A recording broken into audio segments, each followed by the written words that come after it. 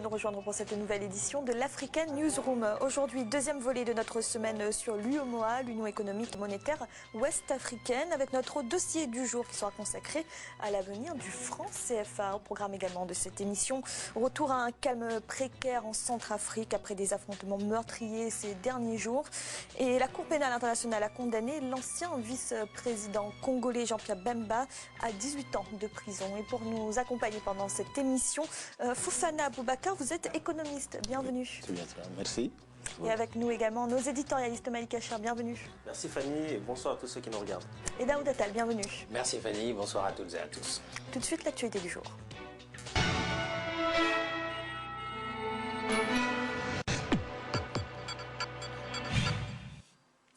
Des affrontements meurtriers en Centrafrique. 3 personnes ont perdu la vie à Bangui, la capitale, ce lundi lors d'échanges de tirs qui feraient suite à l'enlèvement dimanche de 6 agents de police.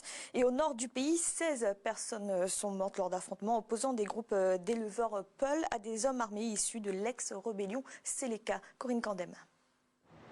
Attaque d'un commissariat du 3e arrondissement du quartier musulman du PK5 à Bangui. L'attaque perpétrée ce lundi 20 juin 2016 par d'anciens rebelles Seleka a été repoussée par les forces de sécurité nationale et la MINUSCA. Au moins 3 personnes auraient perdu la vie lors de ces affrontements et des centaines de personnes ont fui leurs habitations. Un calme précaire règne actuellement dans la capitale centrafricaine. C'est un climat d'apaisement en ce moment, mais du côté des forces de défense et de sécurité et aussi des forces internationales, il reste encore sur le feu de guerre. En effet, cette attaque aurait pour origine les revendications du groupe armé qui réclame la libération de 4 de ses membres arrêtés par la police il y a quelques jours. Les ex-rebelles ont pris en otage 6 policiers lors d'une précédente attaque, dimanche 19 juin. Une information confirmée par le ministre de la Sécurité publique, Jean-Serge Bokassa, qui réclame par ailleurs leur libération. Des négociations entre les deux parties seraient actuellement en cours. En attendant que les négociations se poursuivent, au cas où il y aura échec, ça risque fort bien de dégénérer. On ne sait pas ce que nous réserve encore l'avenir, parce que là, les policiers qui ont été retenus ne sont pas encore libres de leur mouvement. Selon des sources, les policiers pris en otage seraient encore en vie. Cet incident vient s'ajouter à des affrontements meurtriers survenus mardi 21 juin 2016, opposant des groupes d'éleveurs Peul à des hommes armés issus de l'ex-rébellion Seleka dans le nord du pays. Des violences qui ont fait au moins 16 victimes.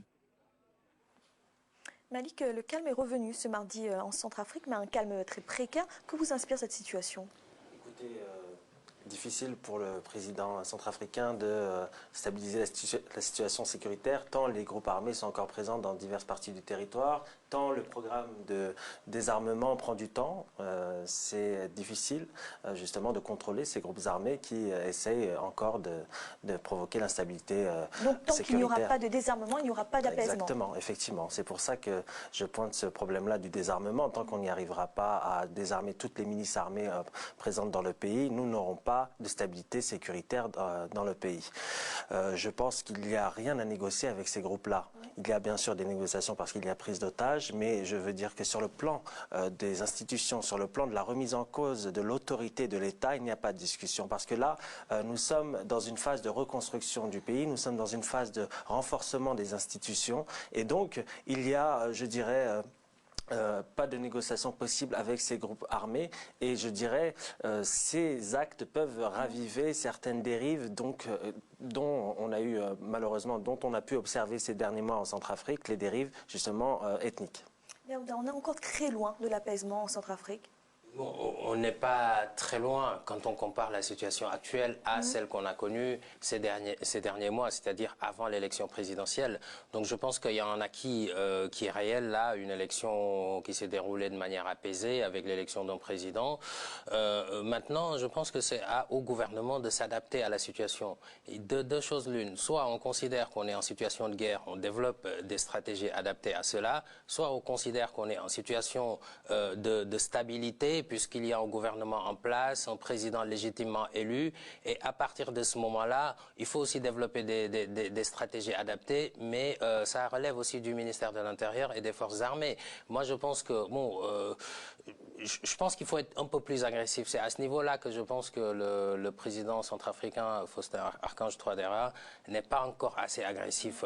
Quand on ne peut pas peut pas comprendre des groupes armés prendre en otage des policiers dans un pays qui est gouverné de manière légitime par un président élu. Ça semble être une situation de guerre, il faut réagir en conséquence, mais c'est inadmissible. Pour moi, il y a même pas... Bon, on peut négocier parce qu'il y a des vies en danger, mais il faut vraiment encore être davantage agressif au niveau de la politique de sécurité du gouvernement pour ne pas saper les acquis qui sont déjà obtenus au niveau de la paix.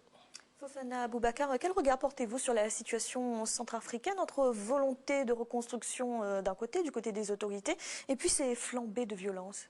Mais nous avons remarqué deux phénomènes concomitants.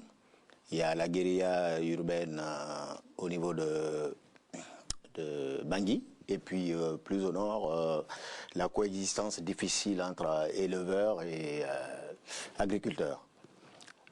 Donc, c'est même pas des agriculteurs, parce que c'est entre les éleveurs et les ex-membres de la Séléka qui érigent encore des barrières. Comme ils l'ont si bien dit, il faut que l'État manifeste son autorité à un moment donné.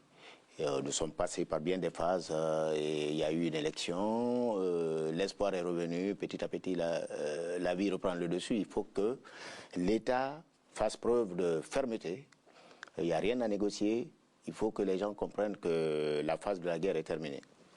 Malik, nos deux autres invités parlaient donc de ce manque d'autorité du gouvernement. Est-ce qu'il n'y a pas un problème, au-delà du désarmement des Rousseka, d'armement des forces centrafricaines?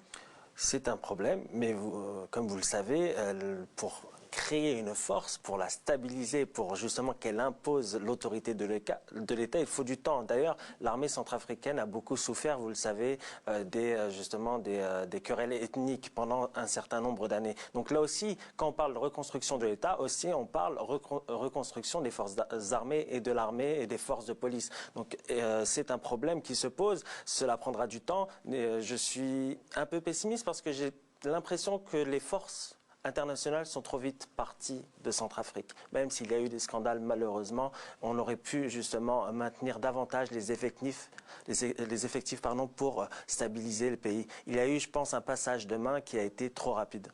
Merci. Dans l'actualité également, il avait été reconnu coupable, mais on ignorait encore la nature de sa peine. L'ancien vice-président congolais Jean-Pierre Bemba a été condamné ce mardi à 18 ans de prison par la Cour pénale internationale pour des crimes de guerre et crimes contre l'humanité.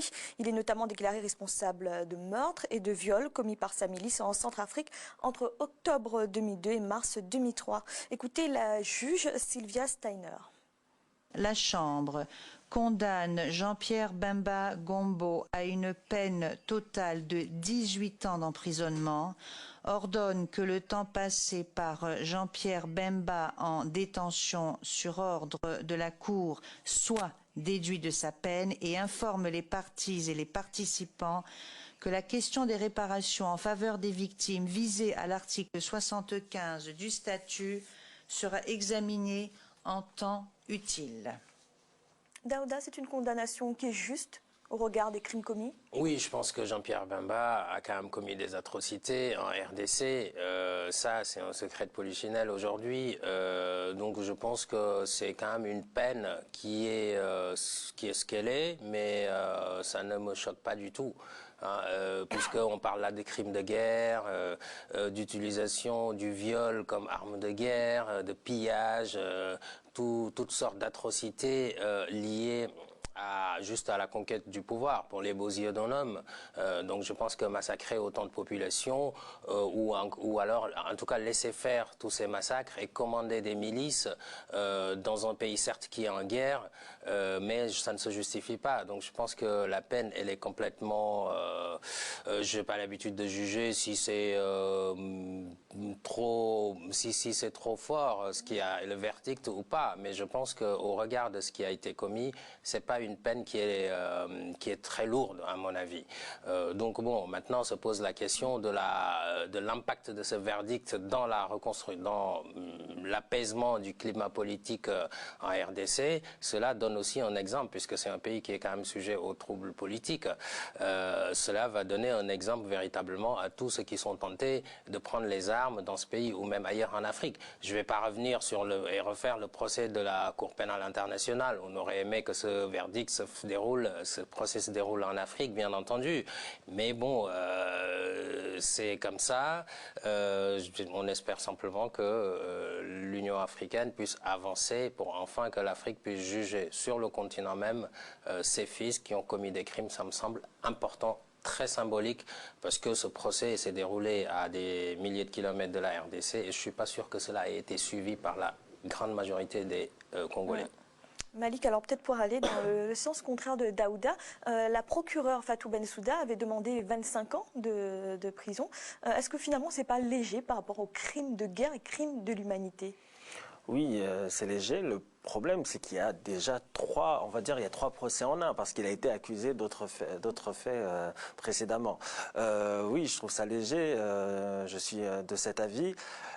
Moi, ce qui me gêne ici, c'est l'absence, je dirais, de procès, ce que je mettrais en guillemets des intermédiaires. On juge le chef, mais les exécutants sont pratiquement inconnus. Et ce qui me dérange personnellement, je pense qu'on aurait pu enquêter davantage sur justement la chaîne, parce que c'est une chaîne d'exécutants de ces viols, de ces massacres. C'est là le véritable souci. Et c'est bien, je dirais, pour la symbolique, je dirais c'est bien pour l'exemple, pour dire que la justice fait son travail, même si, comme Daouda, je le regrette, ce procès n'est pas lieu sur le continent africain. Mais ce qui me gêne particulièrement, c'est l'absence de corps intermédiaire, parce qu'il y avait des autres gradés qui ont justement été sous le commandement de ce chef. Et on aurait pu, je pense, les atteindre et les poursuivre aussi devant la justice. Fofana Boubacar, que pensez-vous de ce jugement? Alors, ce qui m'intéresse dans ce jugement, c'est surtout la symbolique. Pour la première fois, un chef de guerre est condamné. Il n'était pas sur les lieux de la commission des crimes. Il était... en tant que responsabilité du commandant. En tant que responsabilité du commandant. Et ça, c'est un signal très fort envoyé à tout le monde, qu'il sache que dorénavant, on ne pourra pas se prévaloir de son absence du terrain des combats. Et ça, c'est très symbolique. Dans les attendus de la juge, elle dit bien qu'il a déjà passé 8 ans en détention, qui seront déduits de la peine. Donc, il lui reste 10 ans à courir encore. Bon, j'ai entendu son avocat qui veut faire appel. Bon, attendons de voir. Mais c'est pas cher payé, comme ils l'ont dit.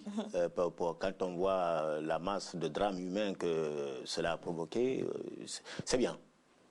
Daouda, alors rapidement, la CPI, c'est la première fois qu'elle sanctionne l'utilisation de viols et violences sexuelles en tant que crime de guerre. C'est une bonne avancée? Oui, c'est une très bonne avancée. C'est une excellente avancée, puisque les femmes ne doivent pas être utilisées comme armes de guerre. Ça, c'est une évidence. C'est une évidence. En règle générale, les femmes sont quand même dans des situations de crise, dans des conditions beaucoup plus vulnérables que celles des hommes. Parce que bon, quand on est faible un petit peu physiquement, qu'on a un enfant, etc., et qu'on est à la merci d'individus qui sont mal intentionnés, je pense que c'est un symbole et il faut aller véritablement vers la condamnation de toutes sortes d'exactions envers les femmes, puisque, bon, on le sait, hein, l'avenir de l'Afrique passera également par les femmes. Donc, bon, on ne peut pas laisser faire ce type d'atrocité. Voilà, il faut taper fort à ce niveau-là. Et je pense que, comme je l'ai dit, je le réitère, la peine ne me semble pas légère. Donc, véritablement, j'espère que ça servira d'exemple. Merci. Nous allons marquer une courte pause. Un instant, la deuxième partie de l'Africa News. On va tout de suite.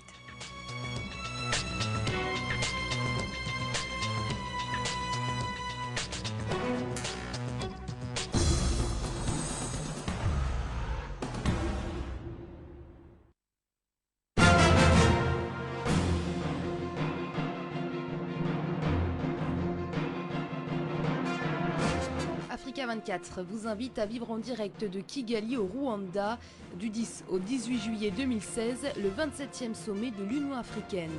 Placé sous le thème 2016, année africaine des droits de l'homme avec un accent particulier sur les droits des femmes.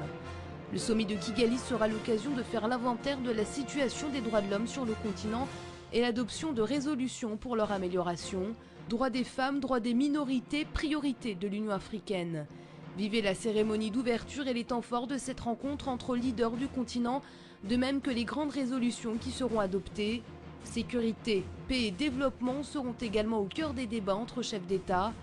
Le 27e sommet de l'Union africaine, c'est un événement en direct présenté par Babylas Botton et Thierry Ngogang, en compagnie de nos éditorialistes, invités et envoyés spéciaux à Kigali au Rwanda. Le 27e sommet de l'Union africaine à Kigali au Rwanda, un programme exceptionnel et exclusif à vivre en direct sur Africa 24 du 10 au 18 juillet 2016.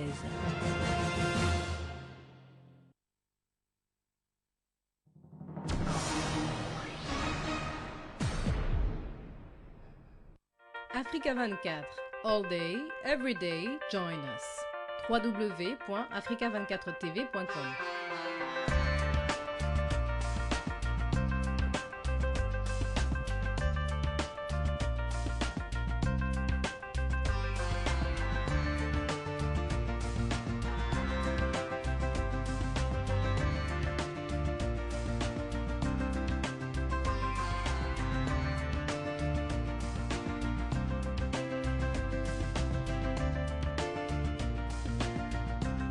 Africa 24.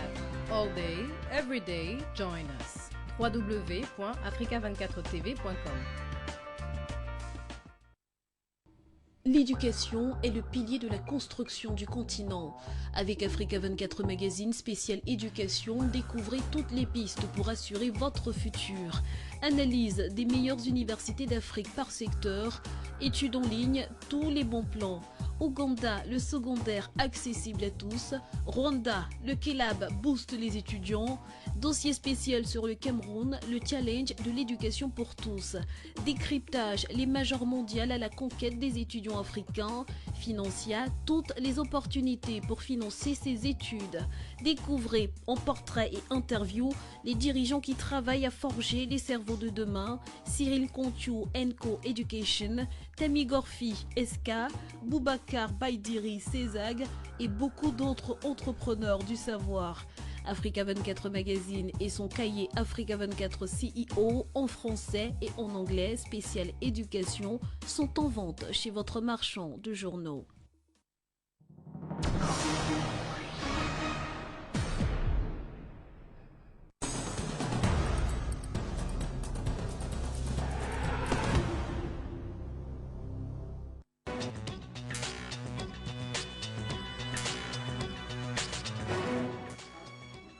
De retour dans l'Africa Newsroom pour la deuxième partie. Nous sommes toujours en compagnie de Fofana Aboubakar, économiste, et de nos éditorialistes Malik Kacher et Daoud Attal. Tout de suite, le dossier du jour.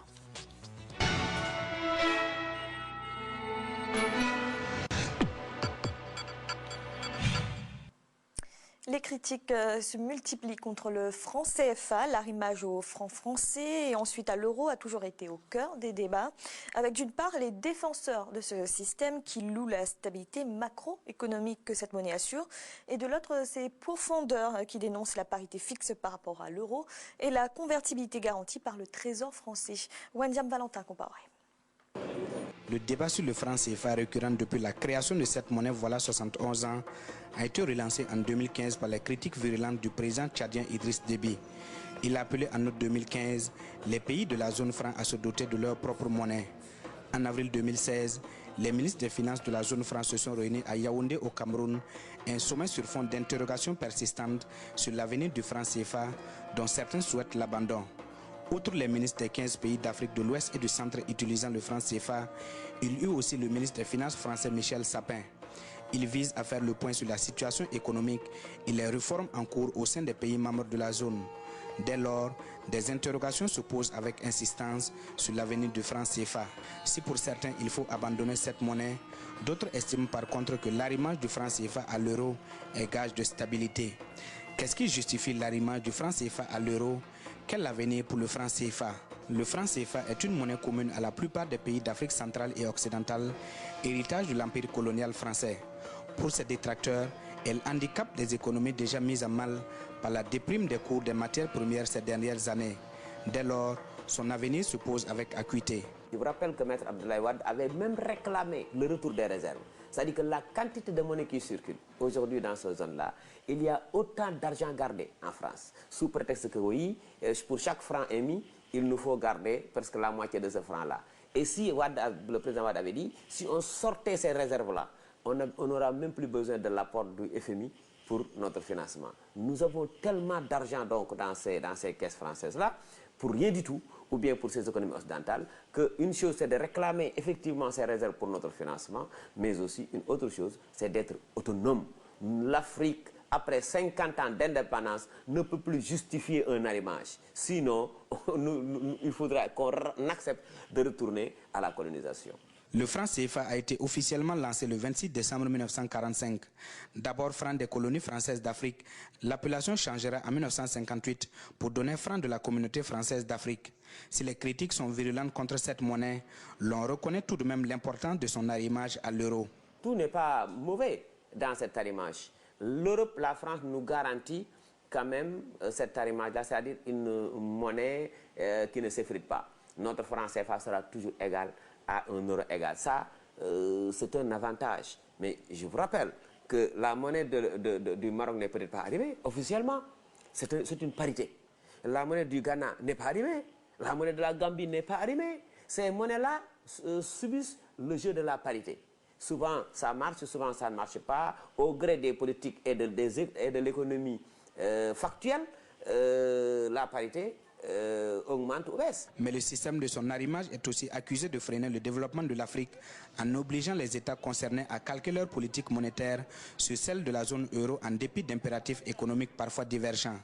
En campagne électorale en 2015, le président Dramane Ouattara a été reçu par le patronat ivoirien, une rencontre pendant laquelle il mettait en avant la stabilité du franc CFA. Quant à la mobilisation de l'épargne, je suis entièrement d'accord avec vous. J'ai d'ailleurs reçu l'autre jour un article de Tidjane Thiam disant que les pays qui vont sur les marchés maintenant pour s'endetter sont en train de commettre une erreur parce que quand il a pris fonction au Crédit Suisse, c'était son dîner de prise de fonction et puis vraiment il ne recommandait pas l'endettement en devises étrangères par un certain nombre de pays africains et ainsi de suite. Et je crois qu'il a raison. Et nous, notre chance, c'est que nous avons en réalité une monnaie internationale grâce à la fixité de la parité. Quand nous nous empruntons en euros, c'est comme si nous empruntions en CFA.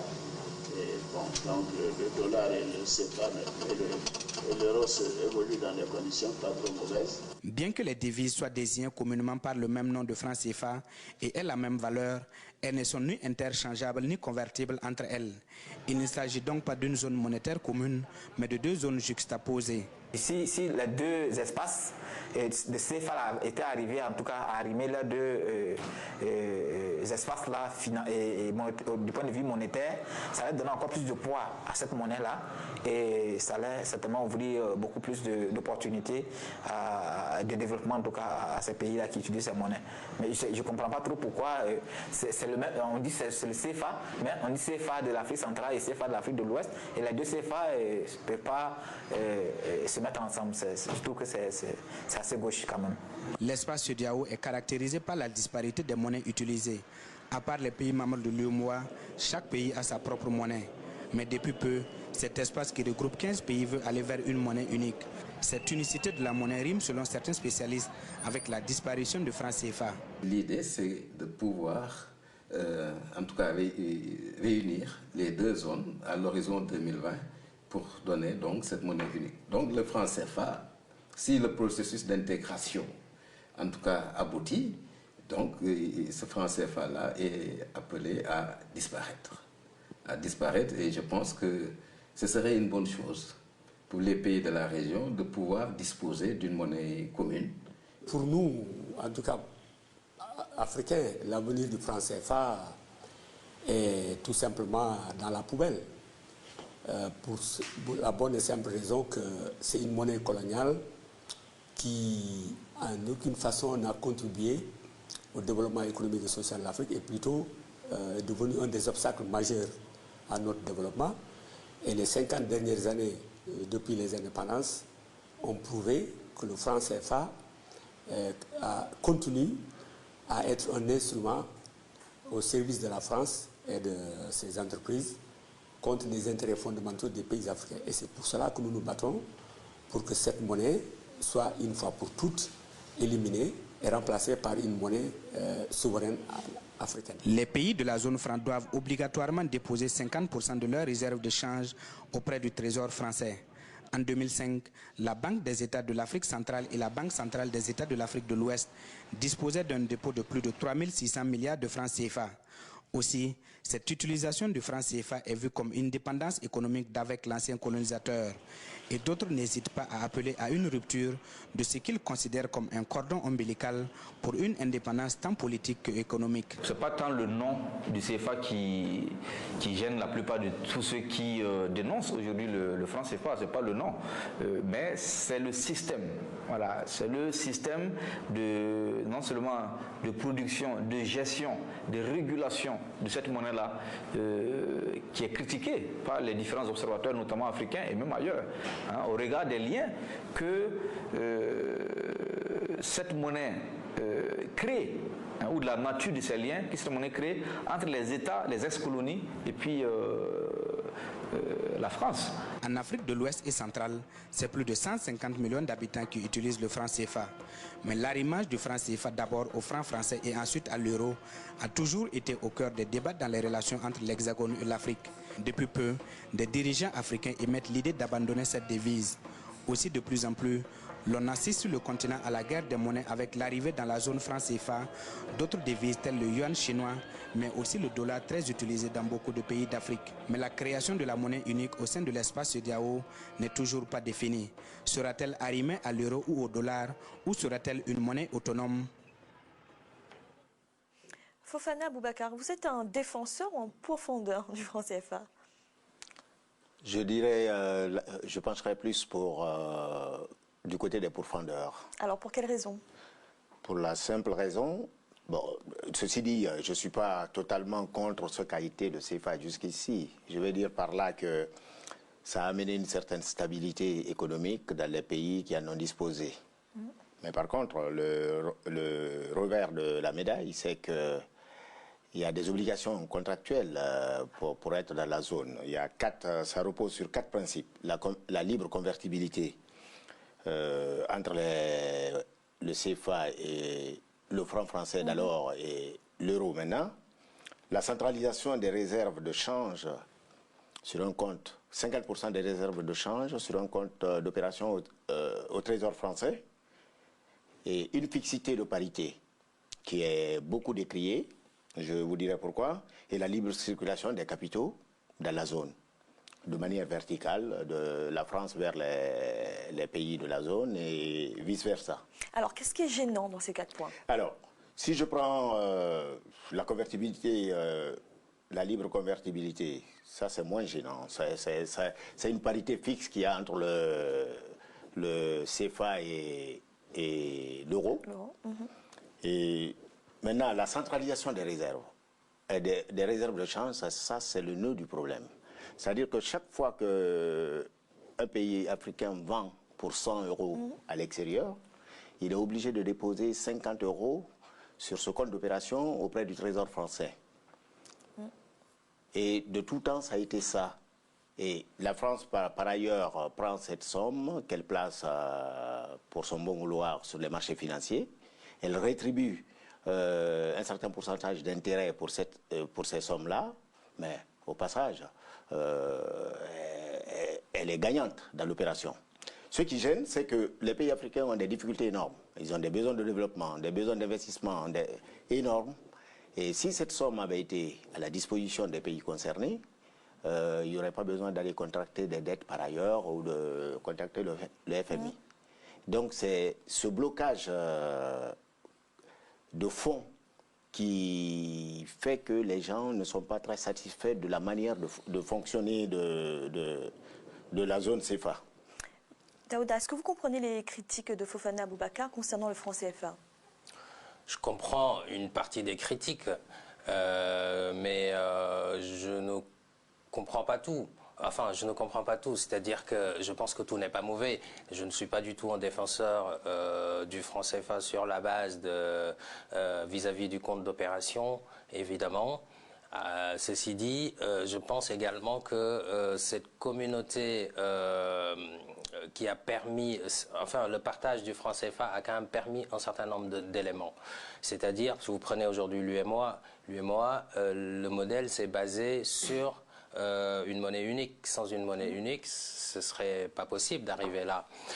Je pense que le problème de l'Afrique, c'est moins le franc CFA que les questions de gouvernance et des stratégies de développement. Donc, ils disent... C'est un faux problème pour vous, le franc CFA? Non, c'est pas un faux problème en soi. Je pense qu'il faut une monnaie unique et il y a un avantage dans la libre convertibilité, dans le fait d'avoir une parité fixe. Aujourd'hui, si vous n'avez pas une parité fixe, cela signifie quoi? Cela signifie que votre monnaie peut fluctuer. Oui. En fonction du marché, en fonction de l'état de votre économie même. Exactement. Une monnaie, une économie faible ne peut pas supporter une monnaie forte, par exemple. Ça, je pense que tous les économistes sont d'accord là-dessus. Donc, si on a aujourd'hui 8 pays au sein de l'UEMOA. Prenons l'exemple d'un pays qui est plus faible vis-à-vis de l'autre. Sans une monnaie unique, je pense qu'il serait difficile à ce pays, par exemple, de pouvoir exporter à la juste valeur des marchandises. Si on prend le capital et le coût du travail. Pourquoi? Parce que si les clients étrangers n'ont pas confiance en votre monnaie, vous allez avoir du mal à vendre et vous en sortir, puisque votre monnaie est rabaissée quelque part. Alors si le coût de production du bien est complètement supérieur quand on compare au marché, là ça pose un problème. Vous allez vendre à perte ou alors vous n'allez jamais exporter, ce qui enfonce le déficit de votre balance commerciale. Daouda, ça veut dire quoi exactement? C'est-à-dire que l'on soit défenseur ou pourfendeur du franc CFA, cette monnaie, elle est de toute façon amenée à évoluer? Cette monnaie doit évoluer, elle doit rester une monnaie unique. Maintenant, on peut transférer, entre guillemets, la propriété aux pays même qui partagent cela et que cela ne soit plus... Enfin, le problème, je pense, c'est que la France nous impose un compte d'opération. Et ce compte d'opération, il y a beaucoup d'argent dedans et je pense que les Africains voudraient aussi utiliser cet argent. En même temps, il y a aussi... Bon, je ne suis même pas sûr que là est le nœud du problème. Pourquoi? Parce que tout simplement, les mines génèrent de l'argent. Qu'est-ce qu'on en fait? Est-ce que ça a permis de développer l'Afrique? Je pense que c'est aussi un problème de gouvernance. Il ne faut pas se tromper de problème. Maintenant, je suis d'accord également que c'est une question de souveraineté nationale. Maintenant, la souveraineté, il faut bien la mesurer. Alors l'éducation, c'est une question de souveraineté nationale. On envoie bien les fils d'Africains vers la France pour étudier. L'agriculture, c'est bien une question de souveraineté internationale ou nationale. Enfin, on laisse bien les produits européens rentrer. On parle d'APE aujourd'hui, etc. Donc la souveraineté, elle est importante, mais elle ne doit pas se faire au détriment de la vie des populations. Ce qui est important aujourd'hui, c'est de garantir aux populations africaines, et notamment dans cette zone CFA, des conditions de vie meilleures. Et pour cela, il faut des stratégies économiques, des bonnes stratégies de développement. Si vous si vous abandonnez la parité fixe entre l'euro et le CFA et que vous mettez rien derrière, votre monnaie risque de chuter et vous allez avoir du mal à améliorer votre balance commerciale. Et les entreprises peuvent en souffrir au niveau national. Malik, certains estiment que le système est accusé en tout cas de freiner le développement en Afrique. Est-ce que vous allez jusqu'à cette extrémité? C'est un système qui peut justement freiner un certain développement. Bon, le tableau n'est pas si sombre, si clair que ça, c'est difficile. Hein. C'est un dossier passionnant, qui est passionné, je dirais même. Et il faut regarder, est-ce qu'aujourd'hui on a une autre alternative que le franc CFA? Actuellement, non. Donc dès lors qu'on n'a pas d'alternative, on ne peut pas se projeter sur une autre monnaie unique. On est d'accord, la monnaie unique, c'est un instrument qui peut bénéficier aux pays africains. Néanmoins, est-ce qu'on arrive à créer une alternative derrière, une alternative monétaire face à cela? Non, il faut réfléchir, à mon sens, sur le court terme à cela. Est-ce qu'on peut avoir cette propre monnaie unique entre les pays, par exemple, de l'Union économique et monétaire ouest-africaine? Je pense qu'on peut y arriver. Néanmoins, il faut une convergence des politiques, il faut aussi une volonté politique. Au sein des pays qui ont le franc CFA comme monnaie, il y a des divergences. Il y a des pays qui s'accommodent de cette situation-là. Et il y en a d'autres qui ne s'accommodent pas parce que leurs économies sont différentes. Parce que, par exemple, les pays rentiers ou les pays qui, par exemple, qui ont misé sur l'extraction minière ne s'accommodent pas, par exemple, du franc CFA parce que leurs économies sont plus fragilisées, les fondamentaux sont plus fragiles. Donc il y a une question à poser sur la nécessité de la convergence des politiques économiques. Et je suis d'accord aussi avec ce qui vient d'être dit, avec notre invité et aussi avec Daouda, sur, je dirais, la politique de bonne gouvernance. La responsabilité aujourd'hui, quand on voit certains problèmes de pauvreté qui se posent, c'est un problème de gouvernance en premier lieu. Aujourd'hui, il y a des pays avec le franc CFA qui font 7% de croissance, même si après, nous pouvons discuter de la redistribution des richesses. Donc, je dirais c'est un débat qui doit aussi avoir lieu avec l'ensemble des pays africains. Il ne faut pas que chacun parle d'une voix ou d'une autre, parce que sinon, ce qui risque de se passer, c'est la disparition ou la sortie brutale de certains pays et une zone monétaire qui va s'affaiblir. Donc il faut faire attention à ça. Mais néanmoins, on ne peut pas cautionner aujourd'hui que la moitié des réserves de change, effectivement, du franc CFA soit sur le compte du Trésor français. Pourquoi? Parce que cette somme peut générer des programmes régionaux, peut générer du développement, peut générer un renforcement de l'espace communautaire. Donc, il y a cette question qui a été posée de transfert de souveraineté. Et ce transfert de souveraineté, il faut en parler. Il faut aussi en parler avec les populations parce que ces populations-là ont leur mot à dire. Le problème qui se pose aussi en Afrique, c'est qu'on ne met pas le débat sur la place publique. Et pourtant, la société civile, les populations ont leur mot sur cette donnée-là. Fofana Aboubakar, oui. Pour ce qui est, Daouda tout à l'heure parlait du problème des avantages de la parité fixe. Mais la parité fixe n'a pas que des avantages. L'euro, ces derniers temps, a eu tendance à s'apprécier par rapport au dollar. La plupart des produits d'exportation des pays africains, que ce soit les mines ou les produits agricoles, sont faits en dollars. Et donc, quand l'euro s'apprécie par rapport au dollar, ça pose problème. C'est-à-dire qu'il y a beaucoup plus de difficultés pour un pays exportateur. Il y a un problème de compétitivité. Ça, c'est le premier point. Donc, cela pose problème. Donc, ça fait que les ventes peuvent être ralenties et au détriment d'un pays hors zone qui, lui, peut, par le moyen de la flexibilité, peut jouer là-dessus. C'est ça le principal écueil. Et un autre écueil, c'est que à l'origine, on a parlé de la volonté d'intégration des économies africaines et de développement. Mais cela fait plus de 50 ans que le CFA, 70 ans maintenant, que le CFA a été mis en place. Et quand vous voyez les États concernés, que ce soit les États de l'Afrique de l'Ouest ou du centre ou le pays, les Comores, il y a un retard de développement, il y a un frein. C'est en cela que la parité fixe peut être un frein et surtout la politique de réserve de change obligatoire 50% des recettes d'exportation qui doivent être sur un compte d'opération. Tenez-vous bien, je suis pour moi, je ne crois pas aux politiques nationales individuelles, les monnaies nationales. On a vu sur le continent des exemples. Il y a eu le cas du Zaïre, il y a eu le cas de l'ex-Zaïre, RDC maintenant, il y a eu le cas du Nigeria, il y a eu le cas du Ghana.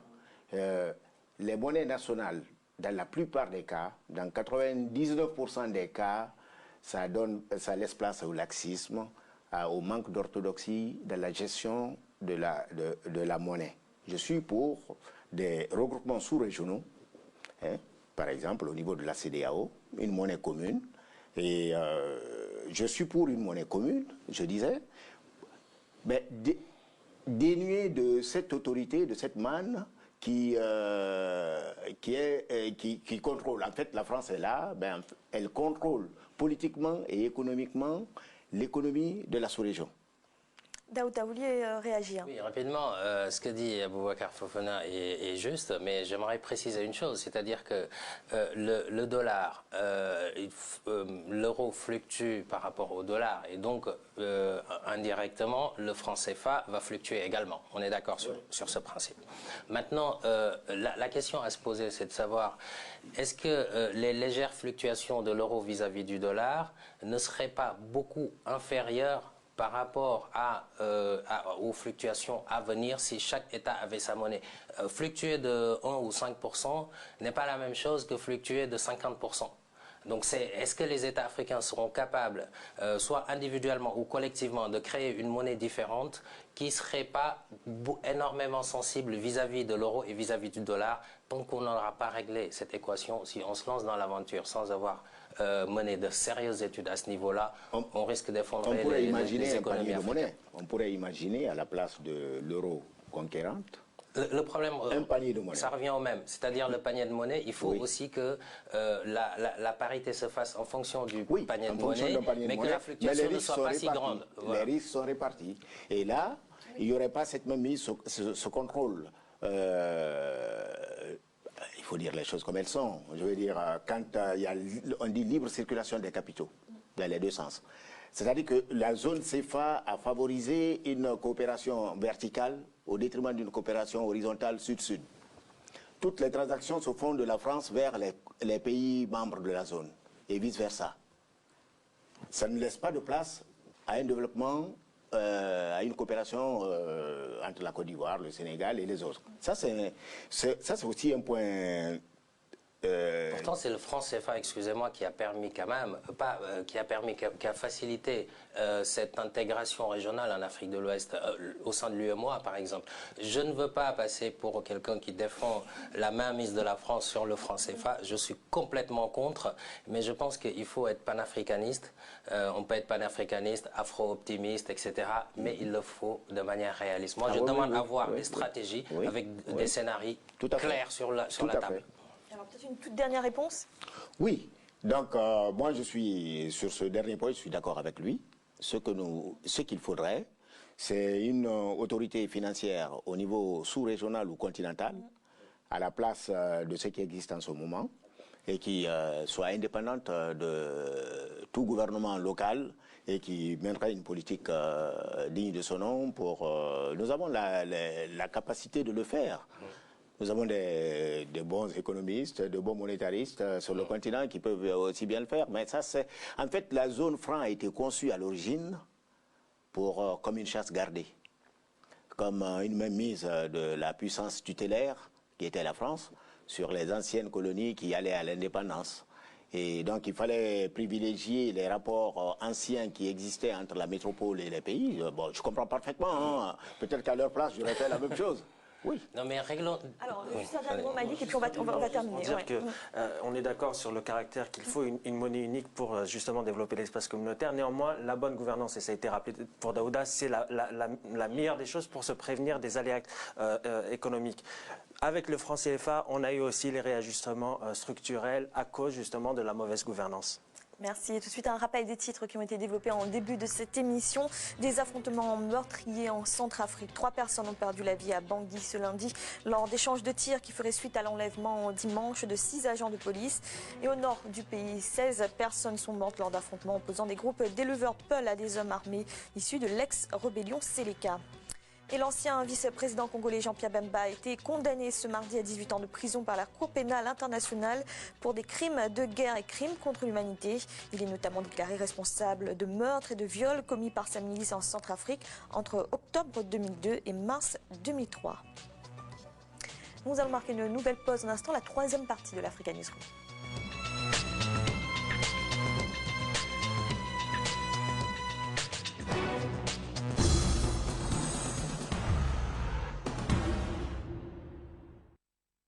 Bienvenue sur Africa 24. Je vous entraîne ici à Paris dans les coulisses de la comédie musicale qui rythme ce début d'année. Il s'agit de Madiba en hommage au grand Nelson Mandela.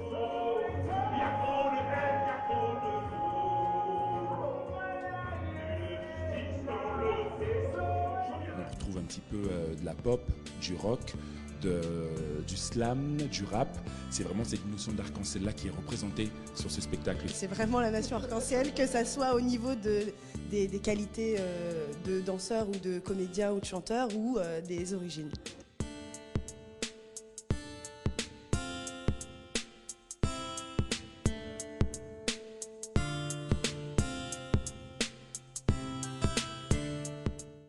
L'interview est un entretien inédit avec une personnalité Hier du continent africain, l'interview, c'est également une émission qui vous permet de mieux appréhender l'évolution du monde économique et financier.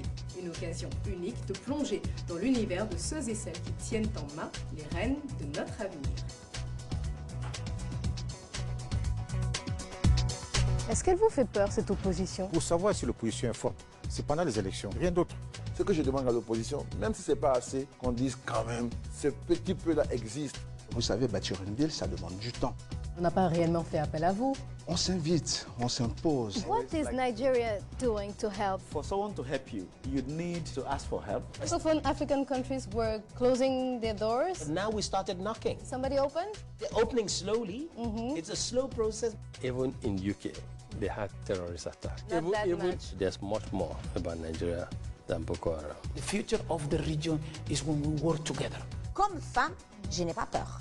Je suis complètement préparée pour compétir avec les hommes. Je ne veux pas citer de pays. Mais vous allez finir par en citer.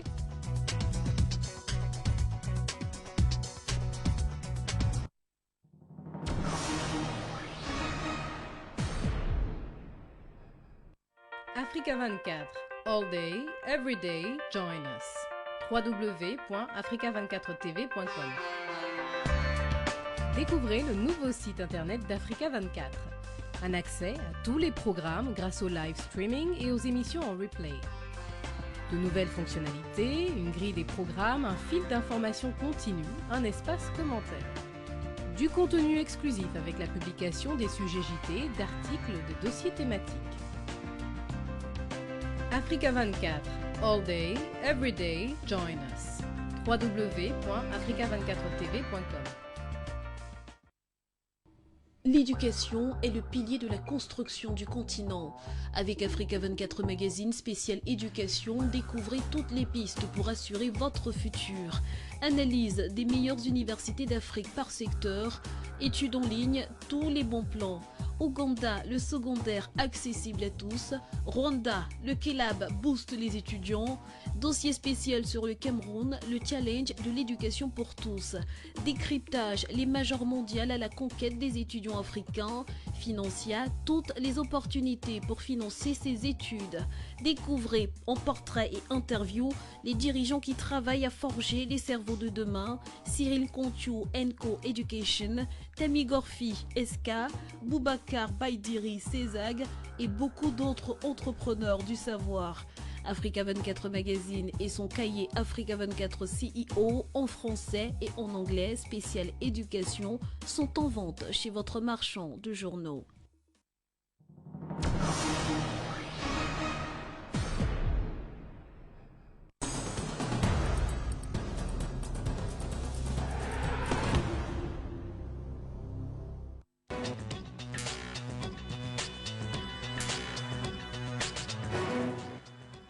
Troisième et dernière partie de l'African Newsroom. Nous sommes toujours en compagnie de Fofana Boubacar, économiste, et de nos éditorialistes Malik Achar et Daoud Attal. La société civile guinéenne se mobilise contre la corruption. Plusieurs plateformes viennent de lancer la campagne Stop. L'objectif est de dénoncer les détournements et l'impunité. La population est invitée à participer au processus. Reportage de notre correspondant Emmanuel Milimono. La société civile guinéenne s'engage dans la lutte contre la corruption et la malgouvernance. La plateforme des citoyens unis pour le développement PQD et le réseau des cellules de veille citoyenne CVC s'élèvent contre ces fléaux qui affectent la gouvernance dans le pays. Le mouvement Stop vise à interpeller les gouvernants sur les conséquences de la corruption et de l'impunité sur les populations, notamment les jeunes et les femmes. Il identifie principalement la gabegie, l'impunité, le détournement, l'injustice et la corruption comme les principaux maux à combattre. L'initiative consiste à susciter un éveil de conscience des citoyens, mais en vue d'une mobilisation pour que les différentes parties entament des réflexions consensuelles à l'effet d'arrêter ce cycle qui est devenu aujourd'hui un cycle infernal. Ce qu'on est en train de faire aujourd'hui, c'est d'aller vers les citoyens, lancer le mot d'ordre, donc le mouvement, pour que les citoyens puissent davantage s'inscrire à ce mouvement. Les plateformes de la société civile souhaitent, via cette campagne, mobiliser les citoyens autour de la lutte contre le chômage, l'insécurité, les détournements résultant de la corruption et de la malgouvernance. Elles fonctionnent dans un premier temps selon le principe de la pétition à travers tous les canaux de communication et d'information. La campagne va ensuite s'étendre autour d'autres axes tels que des débats autour de certains cas avérés de corruption ainsi que des dénonciations. C'est pratiquement toutes les organisations de la société civile qui s'impliqueraient dans le processus et les citoyens qui se mobiliseront à le soutenir. L'intérêt qui se suscite, disons l'appel, nous semble assez prometteur. De plus en plus, il y a des souscrivants, donc on estime que les choses pourraient aller plus rapidement. La société civile guinéenne compte, à l'issue de la campagne, attirer l'attention des autorités sur la nécessité de mettre l'accent sur les stratégies permettant de lutter plus énergiquement contre ces travers qui contribuent à l'appauvrissement de la population. Elle entend par ailleurs promouvoir la culture d'intégrité et d'exemplarité, du respect et de la protection du bien public, de la performance et de la promotion du mérite, mais surtout du principe de la reddition des comptes. Malik, que vous inspire cette campagne Stop ? Elle est louable, cette campagne Stop. Cela permet de mettre justement la société civile en mouvement et de s'intéresser justement à la lutte contre la corruption, parce qu'il y a une telle défiance aujourd'hui dans les pays africains que la cause publique n'intéresse même pas les couches les plus défavorisées. Parfois, on a l'impression qu'il y a cette fatalité qui gagne une partie de la population qui se dit on ne peut rien faire face au détournement de fonds, face aux dérives, face à la gabegie financière, donc c'est louable. Est-ce que cette action va parvenir à révéler des scandales de corruption? Je reste encore sceptique parce que c'est un mouvement qui vient de naître. Et il faut espérer que cela puisse apporter un peu plus de clarté au sein de la politique, au sein des hommes politiques guinéens. La Guinée qui est un pays si riche, c'est parfois triste de voir cette économie qui a du mal à démarrer, et Dieu sait que ce pays regorge de richesses et aussi de richesses au sein de cette population, de richesses humaines. Donc bien de voir cette population civile se mobiliser aussi, parce qu'on a vu aussi ce pays pendant longtemps subir des troubles politiques, une population qui était en retrait de la scène politique. Donc je dirais que c'est un juste redémarrage de la société civile. Daouda, alors je me pose une question parce que la population est invitée à s'impliquer dans ce processus de campagne contre la corruption. Est-ce que appeler à la dénonciation, c'est pas justement un peu dangereux ? Elle peut être dangereuse, mais en même temps, si on ne dénonce pas, les autorités compétentes peuvent ne pas être au courant. Je ne sais pas, je prends un exemple tout bête, que ce soit en Guinée ou ailleurs, qu'on voit presque partout, mais qui a tendance quand même à baisser. Le policier qui vous arrête sur le bord de la route et qui doit vous faire une contravention et qui vous demande de l'argent. Bon, je suis pas, nos forces de l'ordre africaines sont très courageuses, je suis pas en train de leur jeter des pierres, mais c'est des cas que l'on voit. Bon, si la personne ne dénonce pas, qu'est-ce qui va se passer? Le problème ne sera pas résolu. Pareil, vous allez dans une administration, vous avez besoin d'un papier ou quelque chose comme ça, ou alors vous êtes lésé sur un marché public alors que vous êtes une entreprise nationale. Bon, si vous dénoncez pas, si vous faites pas des recours, on ne peut pas résoudre le problème ne sera pas résolu. Donc c'est à l'État de protéger ceux qui dénoncent, par exemple les numéros verts, ça existe, des choses comme ça. On n'est pas obligé de décliner l'identité de la personne ou de l'organisation, même si c'est la société civile qui dénonce, mais il faut bien dénoncer. Il y a même mieux, il faut même faire du entre guillemets testing. Il faut pourquoi pas aller dans les administrations, un peu partout où la corruption se fait, et tester. Et je pense que c'est des méthodes qui peuvent avoir lieu. Pour terminer, je dirais juste que moi, ce que j'appelle la privatisation de la fonction publique, pour moi, c'est aujourd'hui le drame dans beaucoup de pays africains, et on doit résoudre quand même ce problème. Très rapidement, Fona Aboubakar, si vous avez un mot sur cette question. Oui. Alors, rapidement. Je disais qu'en Guinée, il y a au moins 4 ou 5 audits sous différents gouvernements qui dorment dans les placards. On agite, si on attend des autorités politiques de faire la chasse à la corruption, on peut toujours attendre. On aurait dit que les pouvoirs se ménagent les uns les autres. Je te dénonce, tu me dénonces. Bon, ça, c'est pas tenable. La corruption, elle est latente, elle est partout, elle est visible, elle n'est même pas cachée. C'est ça le drame en Guinée. Je suis rentré il y a 2 semaines. J'ai fait un mois de séjour, mais c'est à tous les niveaux. Vous pouvez, ce qui est désolant, c'est de voir que dans d'autres pays, la corruption, ça existe, mais quand vous payez, vous êtes servi, ou bien quand il s'agit de l'intérêt national, de la construction d'un hôpital ou quelque chose, le type, il s'exécute. Mais là, vous pouvez payer. Le même marché est proposé à 3-4 personnes. Vous n'êtes pas sûr de rentrer dans vos sous ni dans le marché pour lequel vous avez soumissionné. Dans l'actualité également, le Conseil de la Banque ouest-africaine de développement a approuvé ce lundi de nouveaux financements, et ce pour un montant de 64,4 milliards de francs CFA. 11 propositions de prêts ont été approuvées. Elles concernent les secteurs des infrastructures et de l'agriculture. Birama Saonera. Lors de son conseil d'administration le lundi 20 juin 2015, la BOAD, Banque ouest-africaine de développement, a approuvé des nouveaux financements d'un montant de 64,4 milliards de francs CFA.